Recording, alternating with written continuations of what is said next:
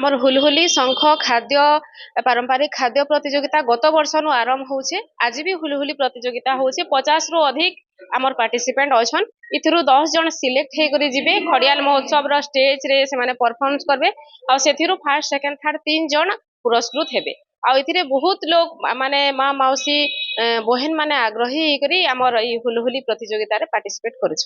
Competition करा जाय गोटे काना परंपरा काना काना आमर लोक कला लोक संस्कृति लोक परंपरा जेनटा लुकी लुकी जाउछे सेटा आमर आगामी पीढ़ी केनते केनी जानबे सुनबे आ से कथा के शोर करबे जे नाही एटा आमर संस्कृति है परंपरा है। आगामी पीढ़ी भी सेटा शोर करबे आ पूरा कालरू ए जिनिस अच्छे आ आमे भी एटा के बजाय रखमु बोली करी से नुआ वार्ताटे देवार लगी आगामी पीढ़ी के ई परंपरा के इहादे आमर महोत्सव रे रखा जाउछे। आज इटा आमे हुलहुली कंपटीशन रे आइतिलो। इटा खड़ियाल महोत्सव का जे गोटे माँ मानकर आमर जेन सांस्कृतिक परंपरा अच्छे सेटा जेनटा आमर सांस्कृतिक कला लुचि जाइतिला सेटा के पुनरुद्धार करबा का जे एटा गोटे तांगर बढ़िया प्रयास टे करिछन।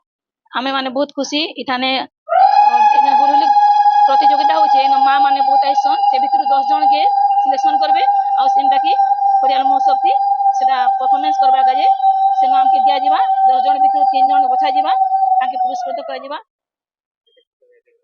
हाँ आज आमे समस्त बहुत खुश अछो जे एंता गोटे कार्यक्रम रखाई छे बोली करी। खड़ियाल महोत्सव केवल अवलुप्त कला संस्कृति परंपरा के नहीं हवा। खड़ियाल महोत्सव आगामी पीढ़ीर विकास प्रकाश उपरे तार प्रतिफलन को केंद्रीकरण करिछे। विभिन्न विद्यार्थी मानकर भितरे गुड़ाए प्रतियोगिता अच्छे ऑफलाइन ऑनलाइन प्रतियोगिता से प्रतियोगिता श्रृंखला रे पारंपरिक हुलहुली प्रतियोगिता आउ शंखध्वनि प्रतियोगिता जेनटा कि आमर घर मान के प्रतिदिन आमे पूजा पार्वण समय रे व्यवहार करी आसुछु।